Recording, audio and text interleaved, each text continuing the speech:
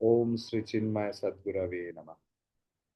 আমরা রামচরিত মানসের অযোধ্যা কাণ্ডে আছি।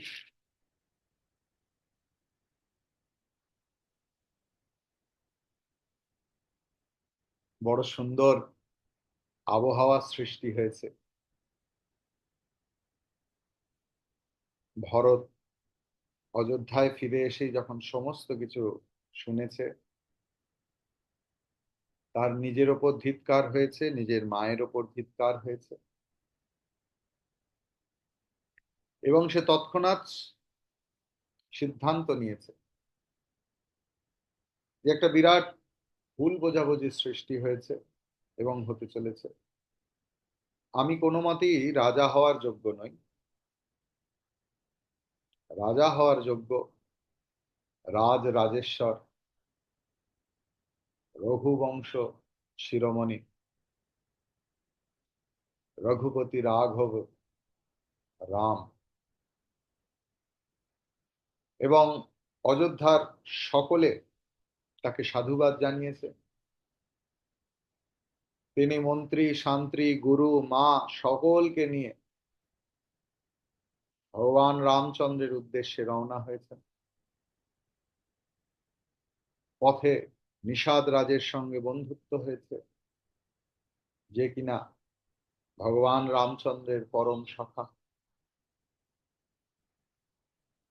সেখানে যাওয়ার পথে লক্ষণের মনে সন্দেহ হয়েছে যে যদি রামের সঙ্গেই দেখা করতে আসে তাহলে এত মন্ত্রী শান্তি কেন, এত সেনা কেন।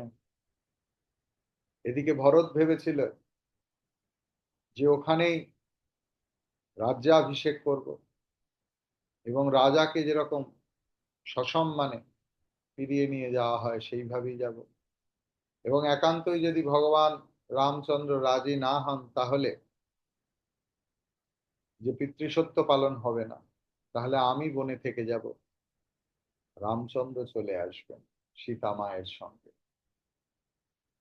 তারপরে অনেক জল গড়িয়েছে, অনেক কথোপকথন হয়েছে, অনেক সংবাদ হয়েছে। বল চলে গেছে একবার কখনো ভগবান রামচন্দ্রের হাতে, আর একবার কখনো চলে যাচ্ছে ভরতের কাছে। ভগবান রামচন্দ্র বলছেন তার পুরো পরিস্থিতির বিবরণ দিয়ে যে ভরতের মতো বিচক্ষণ মানুষ আমি দেখিনি।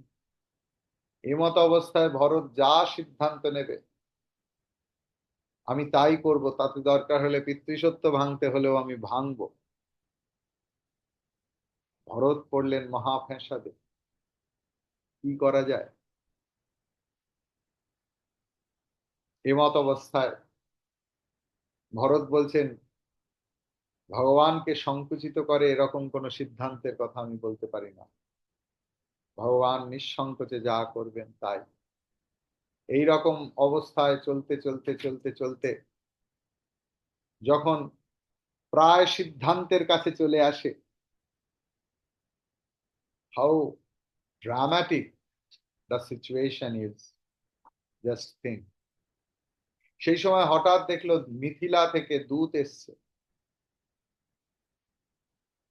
এবং সেই দূত সমস্ত কুশল সংবাদ নিয়ে জানালেন যে মিথিলাপতি শরীর জ্ঞান সম্পন্ন জ্ঞানী জনক রাজ অপেক্ষা করছেন, তিনি আসছেন। তিনি আসছেন শুনে সকলের মনে আনন্দ আর ধরে না। এখন এই চিত্রকূট পর্বতেই যেন আনন্দের হাট বসেছে। ভগবান রামচন্দ্র তিনি মধ্যমণি হয়ে বসেছেন,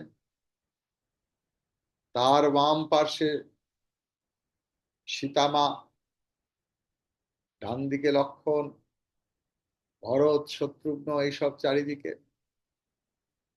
গুরু বশিষ্ঠ দেব সামনে বসে আছেন, অন্যান্য মুনি ঋষিরা সামনে বসে আছেন। আপনারা চিত্রটা অঙ্কন করার চেষ্টা করুন। একটা অনাবিল সুন্দর পরিবেশ চিত্রকূট পর্বতে, মৃদু মন্দ বাতাস বইছে। পেলব ফুলের মোহনীয় গন্ধে চারিদিক ভর্তি, সরোবরে সরোবরে পুষ্প, পদ্ম পুষ্প ফুটেছে, রাজহংস চলছে, ময়ূর পেখম মেলেছে। এই সময় জনক রাজ উপস্থিত হয়েছেন হঠাৎ করে সেই সবার মধ্যিখানে। ভাই সচিব গুর পুরজন সাথা, आगे गवनु किन्ह रघुनाथा, गिरिवरु दीख जनक पति जबहि, करि प्रणाम रथ त्यागयु तबहि। জনকরাজ কে অভ্যর্থনা করার জন্য ভাই, মন্ত্রী, গুরুদেব, প্রজাদের সঙ্গে প্রভু এগিয়ে গেলেন। আর জনকরাজ কামোদনাথ পর্বত অর্থাৎ চিত্রকূট দেখতে পেয়েই, চিত্রকূট এত পবিত্র পর্বত যে রথ ত্যাগ করলেন, যে আমি পায়ে হেঁটে যাব। সকলের মনে তখন সুতীব্র লালসা, সুতীব্র উৎসাহ। কিসের? ভগবান শ্রীরামচন্দ্রকে একবার চোখের দেখা দেন। ভক্ত ভগবানকে ছাড়া আর কিছু চায় না। ভগবান শত দুরূহ জায়গায়, দুর্গম জায়গায় থাকলেও ভক্তের কিছু এসে যায় না। ভক্ত ভগবানকে দেখার জন্য পাগল। দেখুন, সমস্ত বেশিরভাগ তীর্থক্ষেত্রই কত কষ্ট করে যেতে হয়। অমরনাথ, কেদারনাথ, বদ্রীনাথ, মুক্তিনাথ। আজকে হয়তো ট্রেন ইত্যাদি হওয়ার জন্য এইসব মহাকাল ভৈরব, ওঙ্কারেশ্বর এরা অনেক সুলভ হয়ে গেছে, কিন্তু তীর্থক্ষেত্র বড় দুর্গম জায়গা। আর দুর্গম না হলেও লাইন এত পড়ে এখন যে দুর্গম হয়ে গেছে। সে গুরুবায়ুরই হোক আর পদ্মনাভনই হোক। হয়তো রাস্তা সুগম, কিন্তু এত লোক আর এত লাইন যে সুগম ও দুর্গম হয়ে গেছে। কিন্তু ভক্তের কিছু এসে যায় না। ভক্ত তার ভগবানকে চায়, তার প্রভুকে দেখতে চায়। যেমন ঠিক ঠিক শিষ্য তার গুরুকে দেখতে চায়। গুরুকে একবার দেখার জন্য চোখটা আটু পাটু করে। এই ভক্তকুলের মধ্যেই আমাকে একজন জিজ্ঞেস করেছেন যে এই যে আপনি আমাদের এত ধাই ধাই ধাই ধাই করে বকে দেন, আমরা সব সময় থাকি বলে আমরা বুঝতে পারি, কিন্তু যদি আমাদের 9 মাসে 6 মাসে দেখা হতো তাহলে কি হতো? আমি বললাম যে গত 2 বছর আগে আমি মনসারাম আর আমার এক বাল্য বন্ধু, তাকে সঙ্গে করে আমার গুরু দর্শনে গেছি ঋষিকেশে, এবং তার সঙ্গে আমার দেখা হচ্ছে 4 বছর পরে। আমি ফুল ফল নিয়ে গেছি আমার আচার্যের সঙ্গে দেখা করতে। আর তিনি দেখা হতেই, तुमने ये पढ़ा है? नहीं, ये नहीं पढ़ा, और वो ग्रंथ के बारे में बताओ। আর উমাস, সে আমার ছাত্র হোক, যেই হোক, ধাই ধাই ধাই ধাই করে 15-16 মিনিট শুধু বলতেই থাকলো, বলতেই থাকলো, আহ, কি বলবো।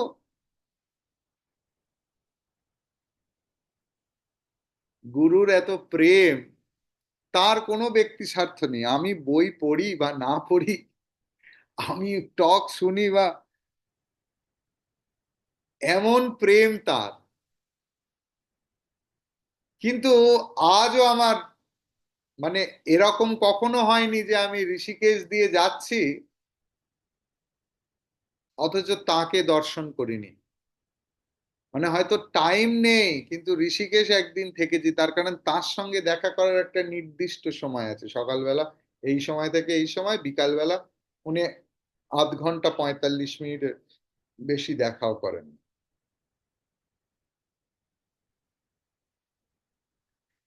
কিন্তু এই যে মনের ব্যগ্রতা, মনের প্রেম, এ সময়ের ওপর নির্ভর করে না, দূরত্বের ওপর নির্ভর করে না, প্রেমের প্রগাঢ়তার ওপর নির্ভর করে, গভীরতার ওপর নির্ভর করে। সকলের মনে শ্রীরামচন্দ্রকে দর্শন করার সুতীব্র লালসা। রাম দরস লালসা উছাহু, উছাহু মানে সুতীব্র, সব থেকে উঁচু। পথ শ্রমলে সুকলে সুনকাহু, এত শ্রম, কোথায় মিথিলা, সেখান থেকে চিত্রকূট সব হেঁটে হেঁটে এসছে। কোনো ক্লান্তির ক্লেশ কিচ্ছু নেই, তার কারণ তাদের মন তো ভগবান শ্রীরামচন্দ্রের শ্রীপাদ পদ্মে আটকে আছে।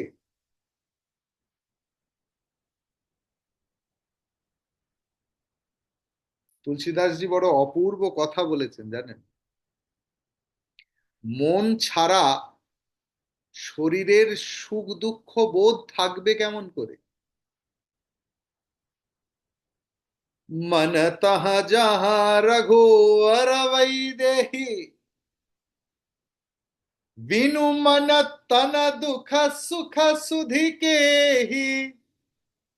এটা আপনারাও মাথায় রাখবেন, হ্যাঁ,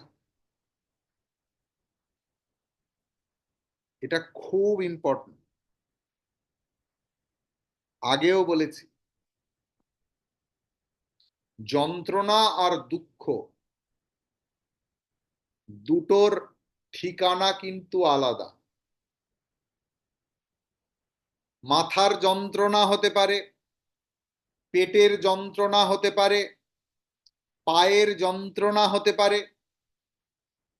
দুঃখের স্থান কিন্তু হৃদয়। দুঃখ এবং যন্ত্রণা কখনো একই অ্যাড্রেসে থাকেন।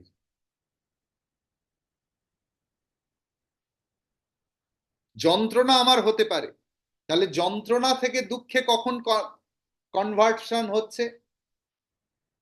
না যখন there is an unholy wedlock between the body and the mind. এর বাংলায় কি বলবো, অশুভ বিবাহ।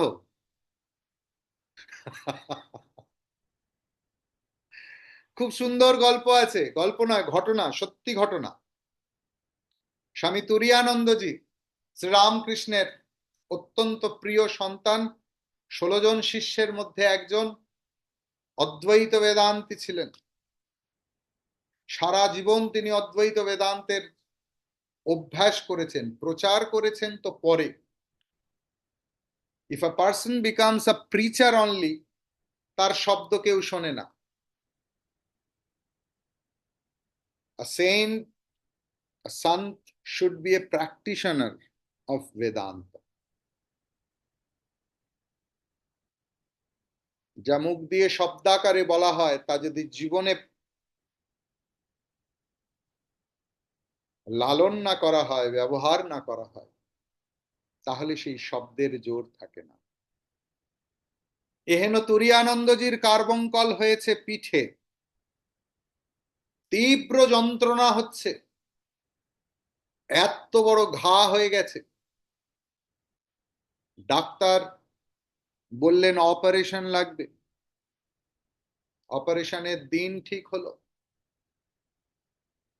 তিনি তাকে অজ্ঞান করবেন, বললেন বাবা আমি চৈতন্যের সাধন করে থাকি, অসুখ ওষুধ দিয়ে তুমি আমায় অচৈতন্য করো না।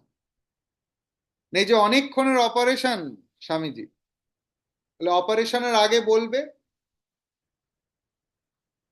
আমি মনটিকে তুলে নেব। হরি মহারাজকে বলা হলো, তারপর উনি তার মনটিকে তুলে নিলেন,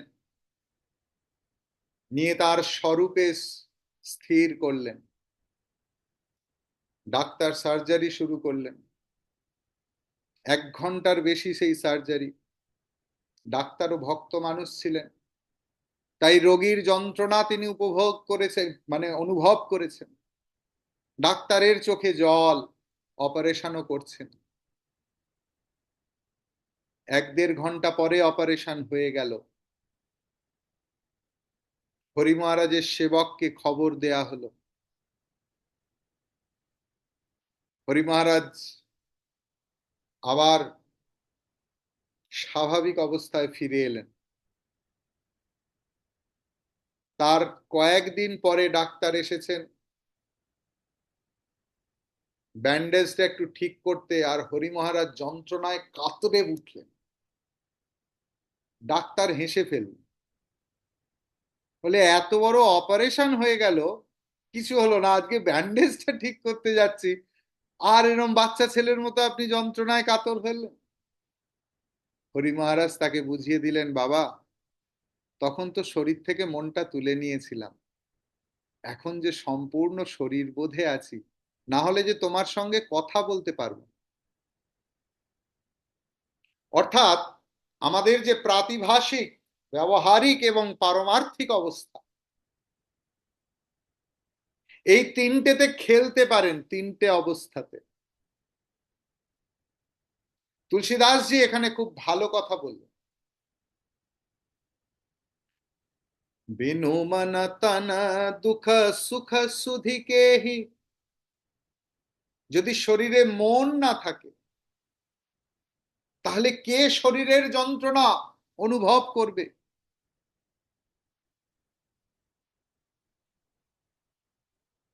জনকরাজ এইভাবেই পথ চলছিলেন। সকলের মন প্রেমাবিষ্ট, সবাই একে অপরের কাছে এসে তারা নব অনুরাগে রঞ্জিত হয়ে একে অপরের সঙ্গে মিলিত হতে লাগলেন। आवत जन कुचले एहि भांति, सहित समाज प्रेम मति माति। आय निकट देखी अनुरागे, सादर मिलन परस पर लागे। लगे जनक मुनि जनपद वंदन, ऋषिन्ह प्रणाम कीन्ह रघुनंदन। সবাই জনকের জন্য অপেক্ষা করছেন, আর সেই জনকরাজ এসে কি করলেন না, প্রথমেই তিনি বশিষ্ঠ আদি মুনিদের চরণ বন্দনা করলেন। এই হলো গৃহস্থ ধর্ম, অর্থাৎ মুনি ঋষিদের চরণ বন্দনা করা। লাগে জনক মুনি জন পদ বন্দনা। আর এদিকে আর এক রাজা ভগবান শ্রীরামচন্দ্র, তিনি কি করলেন না, মিথিলা থেকে যত মুনি ঋষিরা এসেছিলেন, অর্থাৎ মিথিলার সেই ঋষির মনে আছে তো, ওনাদের কুলগুরু ছিলেন কিন্তু শতানন্দজি। তো শতানন্দজি সহ যারা এসেছিলেন তাদেরকে, তাদের চরণ বন্দনা করতে লাগলেন শ্রীরামচন্দ্র। আমি তখনও বলেছিলাম, এখনো একটু মনে করিয়ে দিই, তখন কেননা তখনকার ক্লাসের সকলে আজকে নেই, যে ভগবান শ্রীরামচন্দ্র তিনিও পূর্ণ অবতার।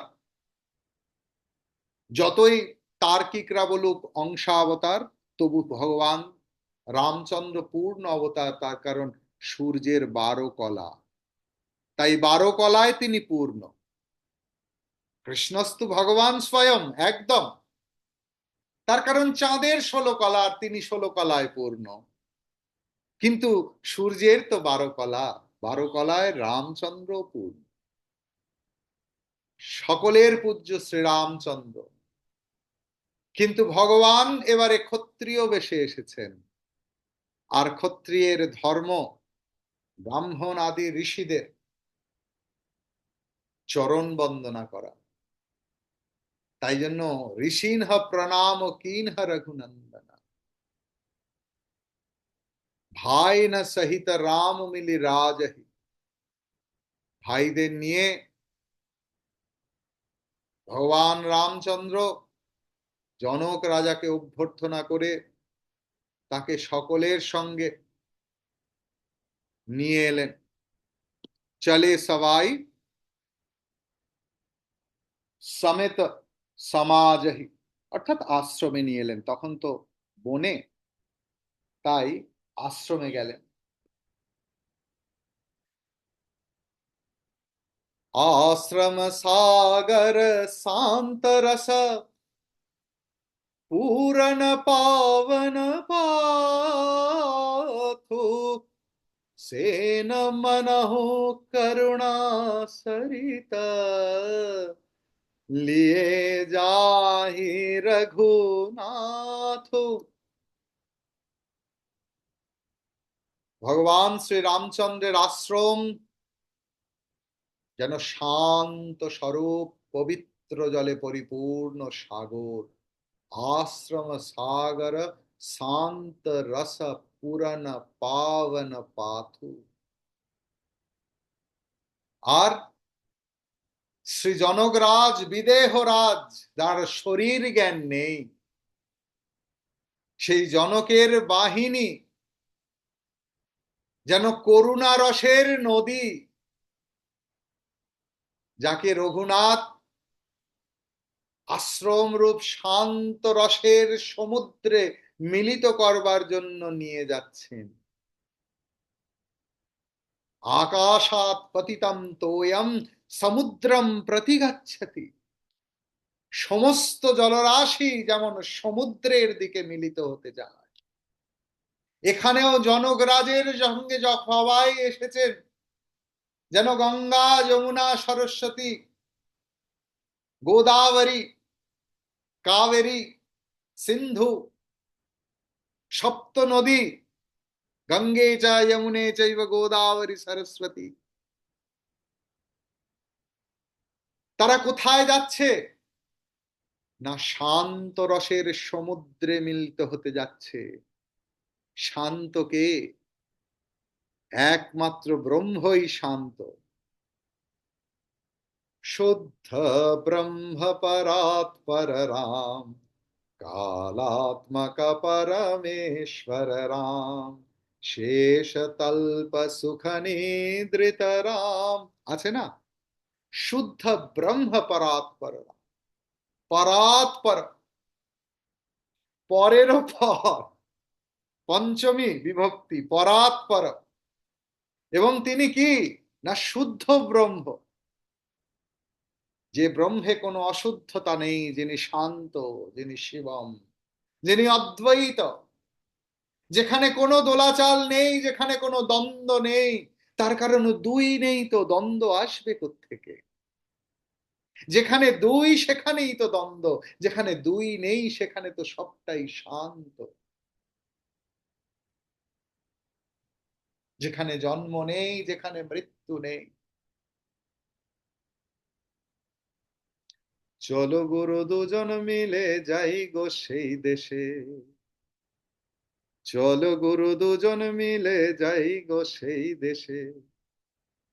ওরে যে দেশে নেই জন্ম মৃত্যু, ভোলাম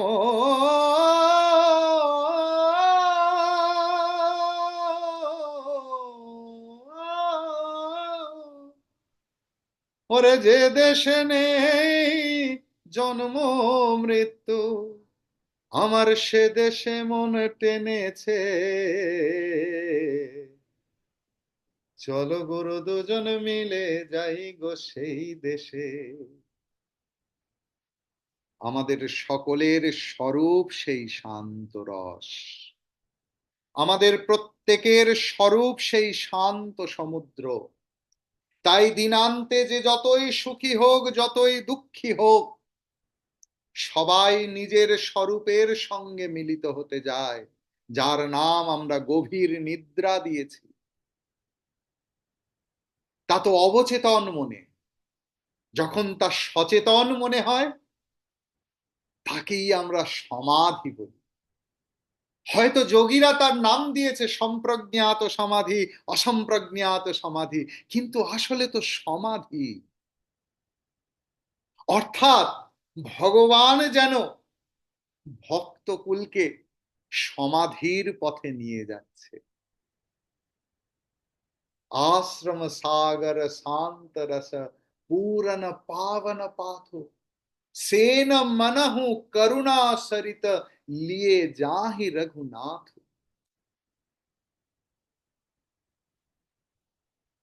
बोरति ज्ञान विराग करारे, वचन सशोक मिलत नदनारे।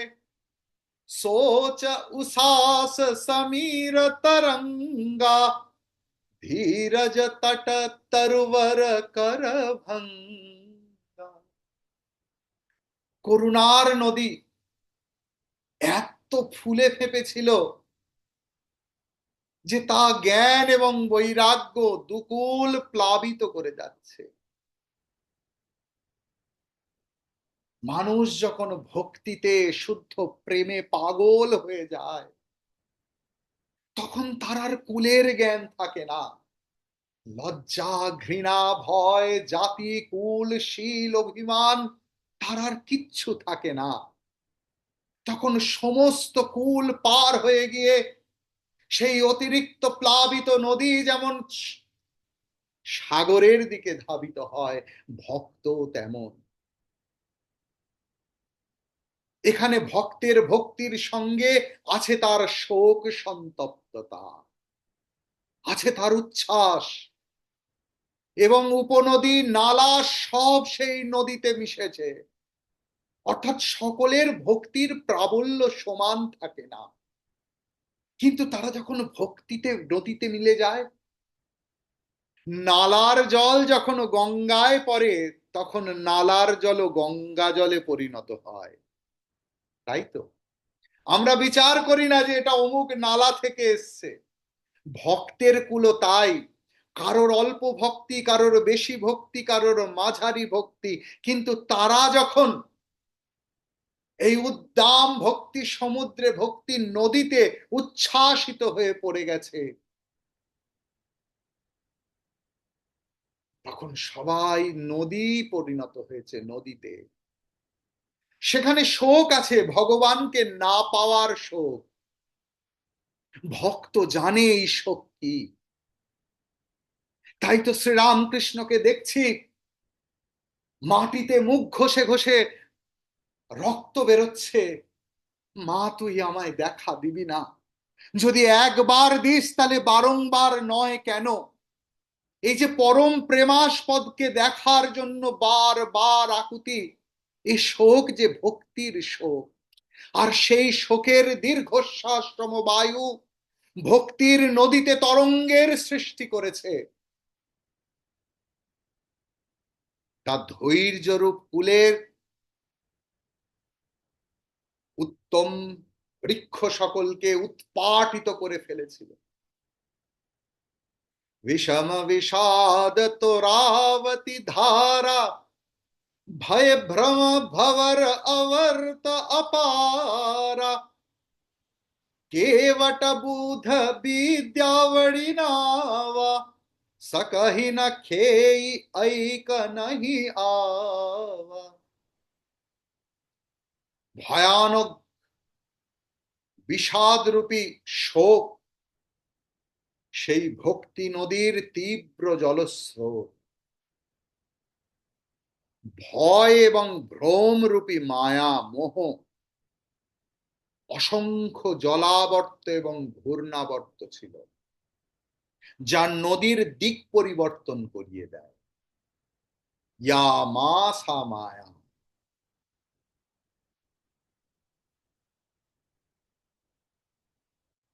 What is having the sense of perception but not at all an iota of possibility, that is illusion and delusion। তাই তো তুমি প্রশ্ন রেখেছিলে এর অর্থ কি, বুঝিয়ে দিয়েছি তো। যেখানে পারসেপশন আছে কিন্তু পসিবিলিটিস নেই, তাই ডিলিউশন, তাই মোহ। যা নেই অথচ আছে বলে মনে হয়, এবং তার পেছনেই ছুটে চলেছি, যেরকম মরুমরীচিকার পেছনে তৃষ্ণার্ত পর্যটক ছুটে বেড়ায়, বেরিয়ে তার সমস্ত শক্তি ক্ষয় করে সূর্যের তীব্র দাবাদহে মৃত্যুবরণ করে। ঠিক তেমনি ভক্ত যদি লক্ষ্য হারিয়ে ফেলে, তার ভক্তি নদীতে সৃষ্টি হয় ভয় এবং ভ্রমের। ভয়ের সংজ্ঞা উপনিষদ কি বলছে? দ্বিতীয়াদ বৈ ভয়ম ভবতি, বলছে তো নাকি? যেখানেই দুই সেখানেই ভয়, সেখানেই ভ্রম। অর্থাৎ মন যখন এক থেকে দুইতে চলে গেছে, আমার এই নিতাই চাঁদের দরবারে, ওরে এক মন হলে সে যেতে পারে। এক মন মানে ওজন, আবার এক মন। দুই মন হলে পড়বি ফেরে, ওরে দুই মন হলে পড়বি ফেরে, পারবি না যেতে পারে। এক মন হলে সে যেতে পারে। এখানেও তাই। যদি এক মন না হয়, তখন ভয় ভ্রম রূপ মোহ এই নদীর মধ্যে অসংখ্য জলাবর্ত ঘূর্ণিবর্ত তৈরি করবে। কিন্তু যদি বিদ্বান মাঝি হয়, আর বিদ্যা যদি তার নৌকো হয়, কঠোপনিষদ কি বলছে হে, মনে পড়ে নাকি? আত্মানম রথিনম বিদ্ধি শরীরম রথমেব তু, বুদ্ধিম তু সারথিম বিদ্ধি। ক্লিয়ার? এখানেও তুলসীদাসজি সেই একই কথা বলছে, যে মাঝি যদি বিদ্বান হয় এবং বিদ্যা তার নৌকা, সা বিদ্যা ইয়া বিমুক্তায়ে, সেটাই তো বিদ্যা যা আমাকে মুক্ত করে। অর্থাৎ এখানেও নদী একুল থেকে যে ওকুলে নিয়ে যায়, যে ভব সমুদ্র পার করায়, তা বিদ্যা ছাড়া কি হতে পারে? কিন্তু চালিয়ে নিয়ে যাওয়া তো বড় কঠিন।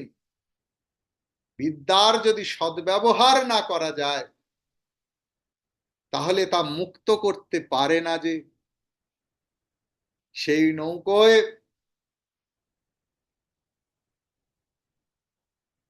বনচারী, আদিবাসী, কোল, কিরাত, এরা যাত্রী রূপে ছিল, যারা জলস্রোত দেখে ভীত হয়ে পড়েছিল। কিন্তু করুণা নদী যখন আশ্রম সাগরে গিয়ে মিলিত হলো,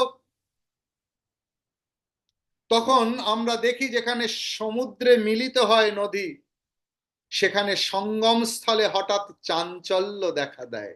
যেমন যদি কেউ গঙ্গাসাগর অঞ্চলে যায়, তাহলে বুঝতে পারবে সেখানে নদীতে কতটা চাঞ্চল্য। ব্যাকুলতা তখন দুই রাজার শিবিরেই প্রবল। এবং যখনই এই ধরনের অবস্থা হয়, তখন জ্ঞান, ধৈর্য, লজ্জা সব অন্তর্ধান করে। সবাই রাজা দশরথের রূপ গুণ এইসবের প্রশংসা করছে। তখন সকলেই ররুদ্যমান হয়ে শোক সাগরে অবগাহন করছে। আর নিজেদের সান্ত্বনা দেওয়ার জন্য সকলের তো একটাই বাক্য, কি আছে গো?